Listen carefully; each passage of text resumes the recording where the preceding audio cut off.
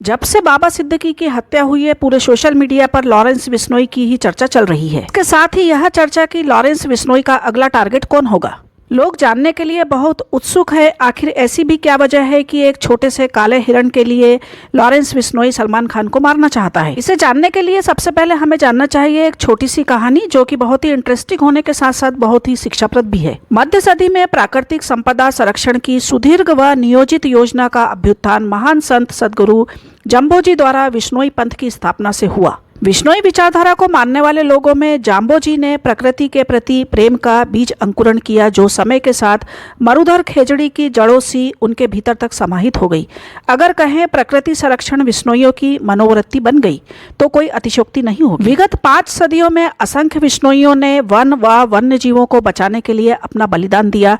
इसी प्रकृति प्रेम की जलती जोत का जीता जागता उदाहरण अमर शहीद निहाल चंद धारणिया है, जो 3 अक्टूबर 1996 को हिरण को बचाते हुए शहीद हुए। निहाल चंद धारणिया को बचपन से ही वन व वन्य जीवों से लगाव था। हो भी क्यों ना, वन व वन्य जीवों की रक्षा का भाव बिश्नोई घर में जन्म लेने वाले हर बालक में बाल्यकाल से ही भर दिया जाता है। यह बात 3 अक्टूबर 1996 की है। बीकानेर जिले की डूंगरपुर तहसील के बाणनू गांव में हिरण शिकार की सूचना निहाल चंद को मिली।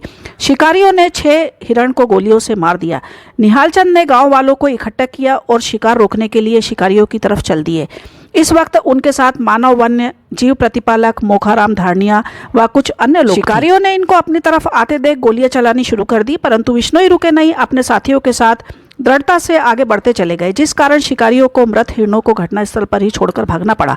भागते भागते उन्होंने गोली चलाई, जो निहाल चंद को लग गई, जो गंभीर रूप से घायल हो गए और कुछ ही समय बाद निहाल चंद जी ने दम तोड़ दिया। शहीद निहाल चंद को भारत सरकार ने मरणोपरांत सर्वोच्च बलिदान के लिए वर्ष 1999 में शौर्य चक्र से सम्मानित किया। हमें यह भी बात जान लेना चाहिए कि शहीद निहाल चंद शौर्य चक्र से सम्मानित होने वाले पहले असैन्य हैं। बिश्नोइयों के प्रकृति प्रेम की कहानी निहाल चंद जी के साथ खत्म नहीं होती है। बात 1730 की है। जोधपुर के तत्कालीन महाराजा अभय सिंह ने अपने नए महल निर्माण के लिए चूना जलाने हेतु खेजड़ी के पेड़ों को काटने का आदेश दिया। अमृता देवी ने पेड़ों को काटने का विरोध किया, जो बिश्नोई धर्म के लिए महत्वपूर्ण थे। अमृता देवी ने कहा कि वह पेड़ों को बचाने के लिए अपनी जान दे देगी।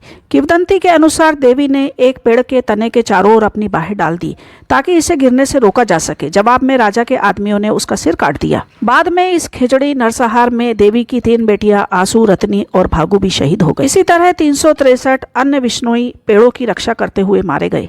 पर्यावरण की रक्षा के लिए बिश्नोई समाज के लोग जहां कट जाते हैं, मर जाते हैं, वहीं आवश्यकता पड़ने पर बिश्नोई समाज की महिलाएं हिरण को अपना स्तंभ। जब से लोगों को बिश्नोई समाज के प्रकृति प्रेम के बारे में पता चला है, लॉरेंस बिश्नोई की फैन फॉलोइंग लगातार बढ़ती ही जा रही है। इसी श्रृंखला के चलते मीशो ने अपने ई-कॉमर्स प्लेटफॉर्म पर लॉरेंस बिश्नोई की तस्वीर छपी हुई टी-शर्ट को बिक्री के लिए जिसकी कीमत उन्होंने 150 से 220 रुपए तक रखी। लेकिन बाद में प्लेटफॉर्म पर लॉरेंस की तस्वीर वाली टी-शर्ट की बिक्री को लेकर फिल्म निर्माता आलिशान जाफरी ने सोशल मीडिया प्लेटफॉर्म एक्स पर सवाल उठाते हुए इसे देश में ऑनलाइन रेडिकलाइजेशन का उदाहरण बताया। उन्होंने पोस्ट में कहा कि इस तरह की टी-शर्ट युवा पीढ़ी में गलत आदर्श स्थापित कर सकती है।